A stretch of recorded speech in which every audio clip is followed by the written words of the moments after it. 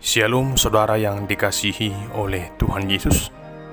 Kita akan mendengarkan firman Tuhan yang menjadi landasan khotbah di Minggu Letare tanggal 14 Maret tahun 2021. Mari kita persiapkan hati dan pikiran kita. Kita berdoa.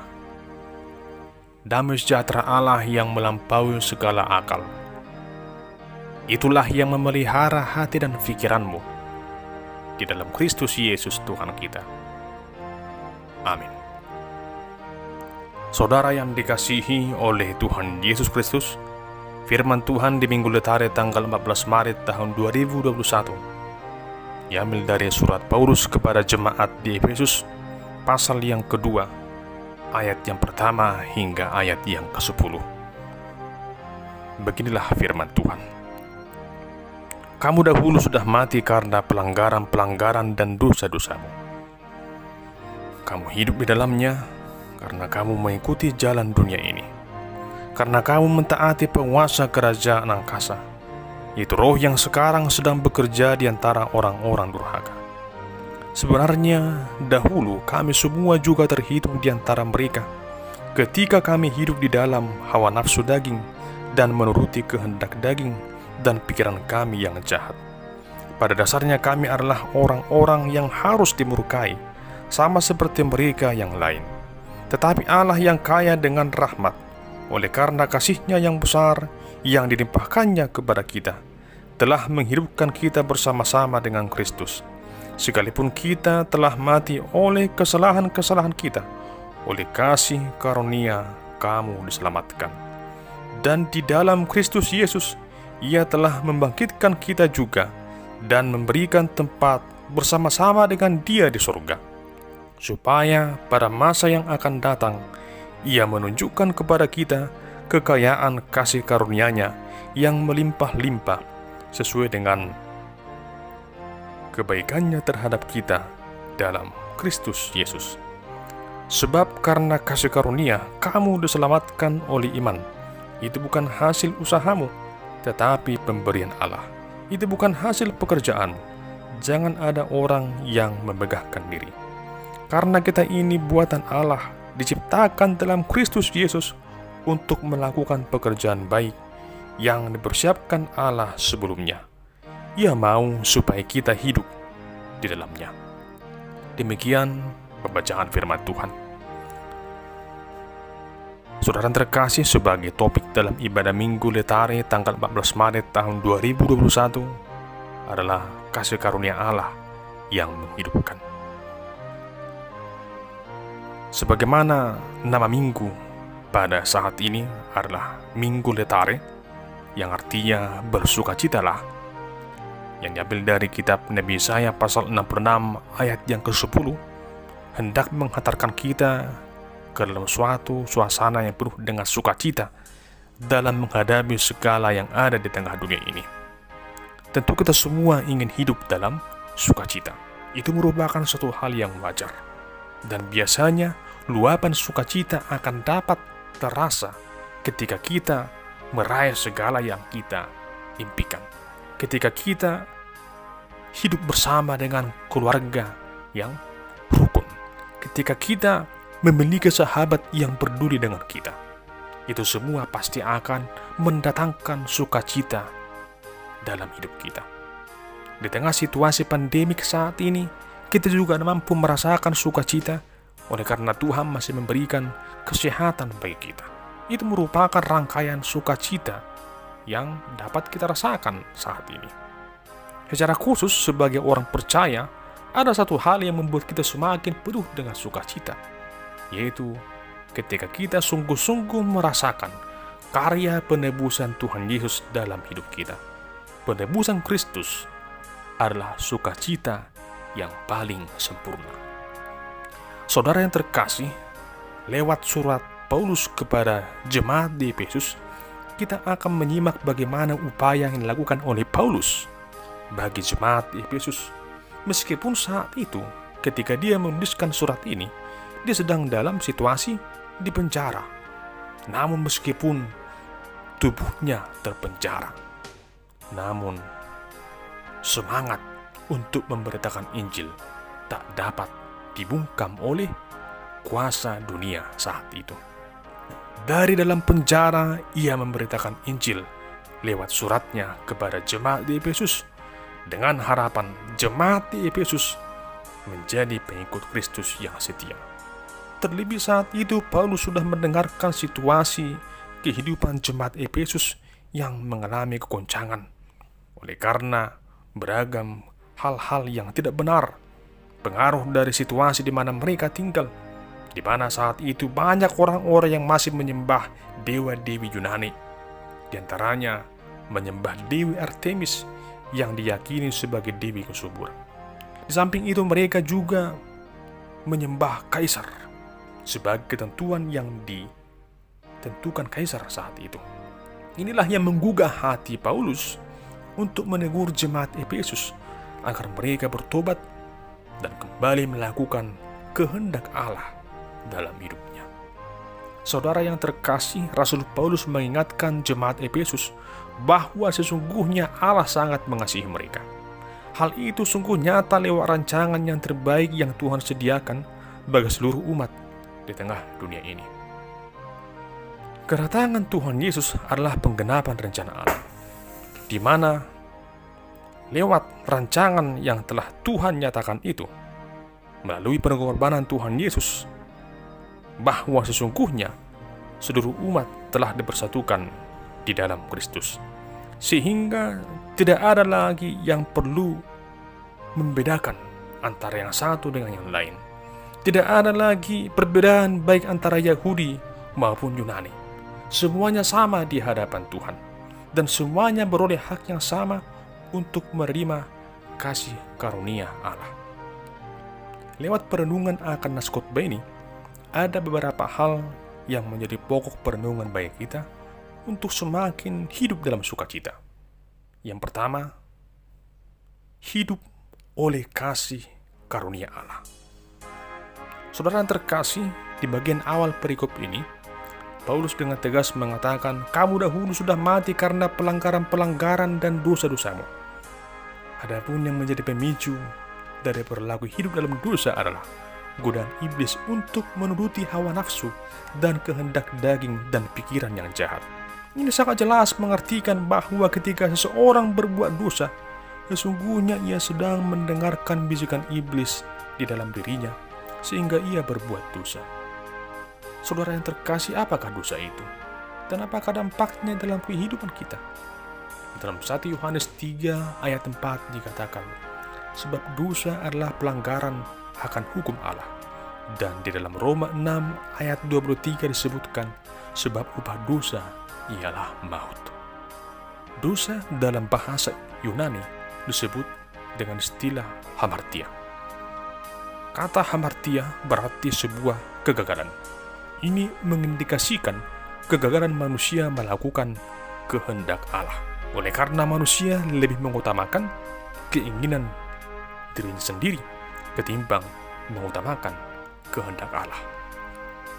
Apa yang disampaikan Paulus mengingatkan kita untuk tidak menyombongkan diri kita sebagaimana kita hidup saat ini. Sebab sehebat apapun kita saat ini, sesungguhnya kita adalah orang berdosa. Firman Tuhan dalam 1 Yohanes 1 ayat 8 berkata, jika kita berkata bahwa kita tidak ada berbuat dosa, maka kita yang membuat dia menjadi pendusta, dan firman-Nya tidak ada di dalam kita. Rasul Paulus juga mengakui bahwa dulunya dia juga seorang yang masuk hitungan di antara sejumlah orang yang berdosa, yang layak beroleh murka Allah.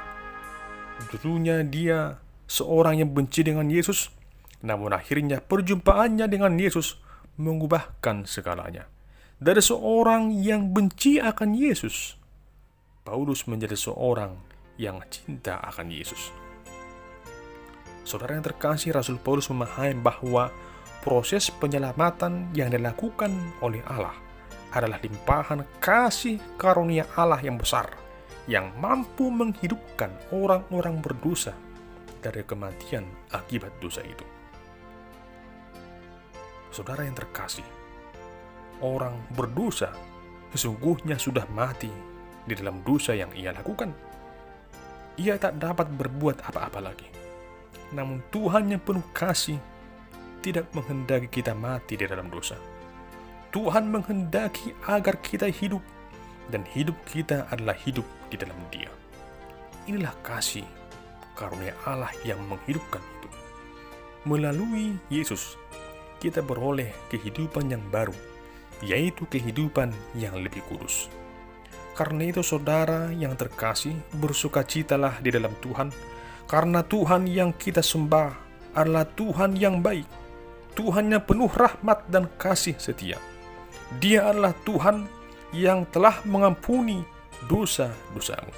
Tentang hal ini, mari kita renungkan apa yang pernah dikatakan pemazmur dalam Mazmur pasal 103 ayat 12. Sejauh timur dari barat, demikian dijauhkannya daripada kita pelanggaran kita. Sungguh besar karunia Tuhan, dan inilah sukacita yang kita rasakan. Kita hidup oleh karena kasih karunia Allah. Yang kedua yang dapat kita renungkan adalah kita beroleh keselamatan oleh karena kasih karunia Allah. Saudara yang terkasih, tentu kita pernah merasa bahagia, dan kebahagiaan itu biasanya dapat kita rasakan ketika kita meraih apa yang kita impikan. Itu hal yang wajar. Namun jangan pernah menyombongkan segala apa yang telah kita raih itu. Karena pada kenyataannya ada begitu banyak orang yang sering menyombongkan apa yang ia peroleh. Rasul Paulus dalam suratnya mengingatkan bahwa kita telah beroleh keselamatan oleh karena kasih karunia Tuhan semata. Kita yang seharusnya beroleh penghukuman akibat dosa, namun karena kasih karunia Tuhan, kita beroleh keselamatan. Martin Luther sebagai tokoh reformator pernah menyebutkan sebuah istilah, sola gratia, yang artinya hanya oleh karena kasih karunia. Saudara yang terkasih, meskipun kasih karunia Allah diberikan secara cuma-cuma, namun jangan sia-siakan hal itu menjadi hal yang percuma. Kemurahan kasih Allah bukanlah suatu hal yang murahan, namun kemurahan kasih Allah adalah sesuatu yang paling berharga. Kasih karunia Tuhan tak dapat diukur dengan kemegahan apapun yang ada di tengah dunia ini. Gunung pencakar langit setinggi apapun dapat diukur tingginya. Dalamnya lautan dapat diduga kedalamannya. Namun kasih Tuhan tak dapat diukur oleh apapun juga. Ingatlah bahwa kita tidak diselamatkan oleh emas atau perak, namun kita diselamatkan lewat darah Kristus yang tercurah di kayu salib.